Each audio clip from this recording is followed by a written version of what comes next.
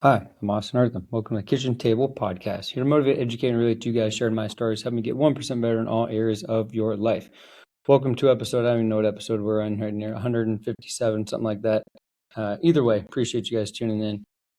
If you're new here, what we do is we have a quote of the week or month now. We talk about where I stuck out this past month, and then we talk about mainly in the sports psychology workout space, how we can get better and what I learned this past month. So without further ado, here we go. This is probably going to be a little bit quicker. But I've got a lot of good information within the next 15 minutes to help share with you guys, which again is 1% of your day. So quote of the week this week is by James Clear. And if you don't get James Clear's Atomic Habits email each Thursday, I highly recommend it. It's very short, makes you think, and helps provide some insight of what maybe your next step is or lead towards your purpose. So quote of the week is by him. It says, "You don't have to make it back the way you lost it." And Warren Buffett said that quote. Again, you don't have to make it back the way you lost it. Okay, so obviously Warren Buffett is talking about finances. I'm going to talk about it in terms of a performance standpoint. So a lot of times we think we have to try harder, that we didn't reach our goal, and we got to try harder. Right? We got to work out more. We got to spend more time catching balls. We got to spend more time on the field or on the mat, right? And that's not necessarily true. It's more about how can we break down our mechanics? Can we focus on pieces of the puzzle to get better? Right? Sure, for an amateur athlete, if you want to get better squat, you just got to squat more, right? That's true, but can we put that into segments? Do we need to work at from the bottom? Do we need to work on our breathing? Right? Do we need to work on our stance? Things like that, and that's going to help us to be a little bit better. Do we need to have better core strength? Do we need to do accessory work to get better abdominal strength? If we can break it down, it's going to be a lot better rather than just saying, "Hey, I need to squat more. I got to get more." Right? We can't just go heavy, heavy, heavy, and naturally we're going to plateau at some point as long as we have great mechanics and we know what we're doing. So it doesn't have to be the same way that we lost it, whatever it is. In this case, when we had a poor performance, we don't have to work harder. Yes, we need to work hard, but we need to break it down, figure out what part do we need to work harder in, and focus on that. All right. Where I saw God this past month is I was doing a workout. I always do this workout, and I've yet to do it, and I finally got it, right? So the workout is I could have done 13. I did 12. So it's 12 every minute on the minute for 20 minutes. I think the elite version is actually 15, but I did 12 echo calories and then 12 burpee box jump overs. And I had done it before where I've gotten five rounds and then had to stop, got 4 rounds, had to stop.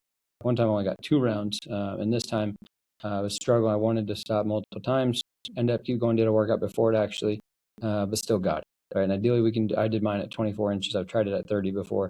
I didn't do 30 because I did box jump overs with 30s the day before. And then did box jumps with the workout before, which again isn't great programming, but and I need just more space to be able to do the 30.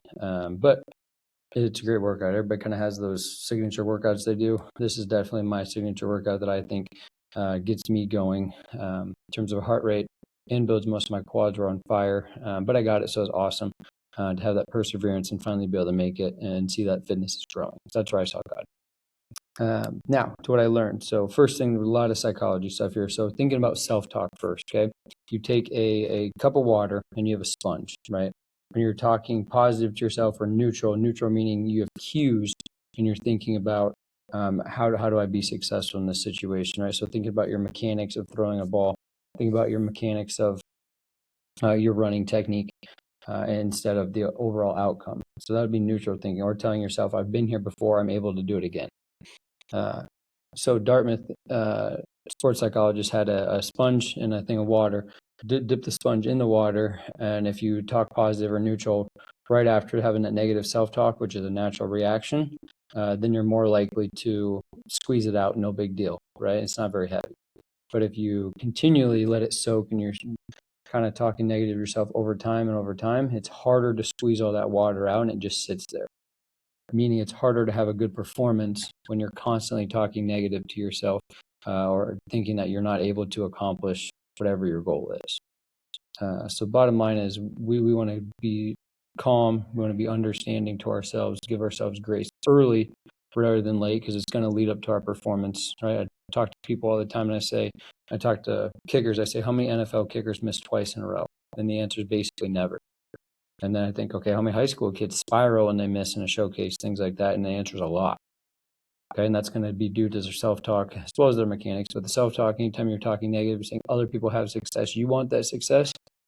Sometimes we say, hey, I'm not there yet, I'm not good enough, rather than, hey, I want to be that person, let's go try it.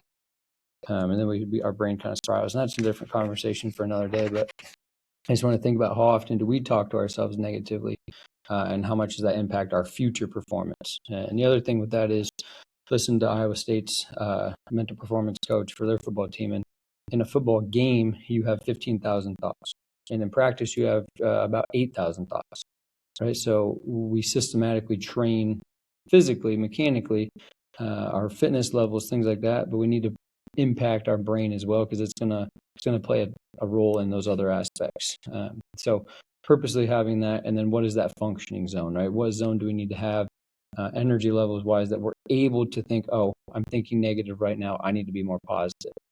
And coming up with those things is really important, because the other thought of this is a lot of times we have negative self-talk because of the outcome, right? And the outcome is so unknown, especially in a team sport. It's a little bit different for tennis or wrestler, or gymnastics, things like that. But there's very individualized sections, maybe of a team, for high school tennis or wrestling.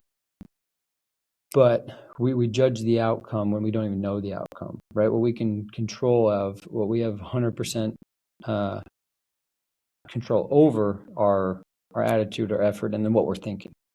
Right? And if what we're thinking allows us to try to execute that properly, the outcome will take care of itself. I think of watching Roy McIlroy. I could watch my ABC video for PGM, by the way, on that.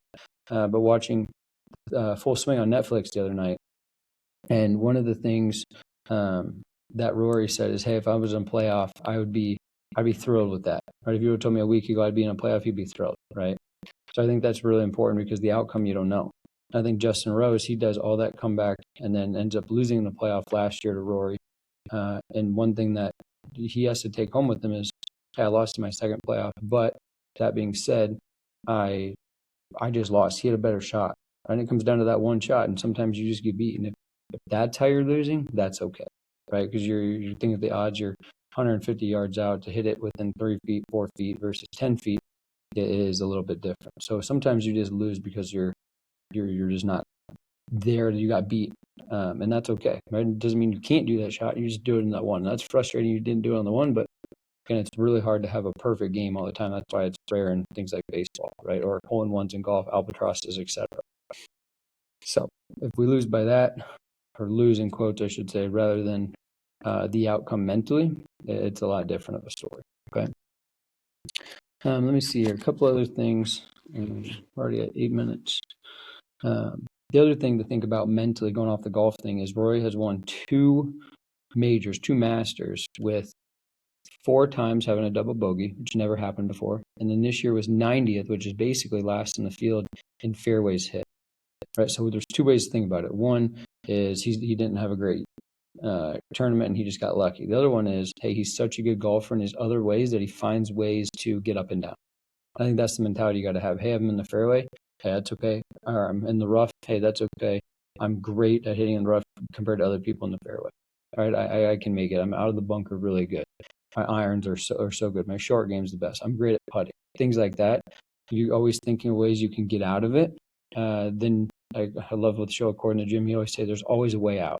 And if you're thinking that, our self-talk's going to be a whole lot better.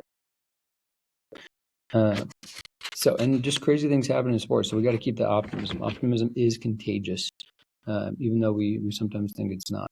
And that's really it for the stuff psych-wise today. One thing I do want to talk about, but to leave you with, is just a thought to be thinking about here. Okay. And there's 2 things. One, humans predict pain before they predict happiness, because they want to make sure that their brain, everything's okay, right? So they start to predict the worst. And when you don't have anything to do, you create your own problems. Okay. So one, that's why we want to have purpose. A goal is be driven the whole time, and then we need that break, and we're able to actually rest and be able to sleep good at night. Okay.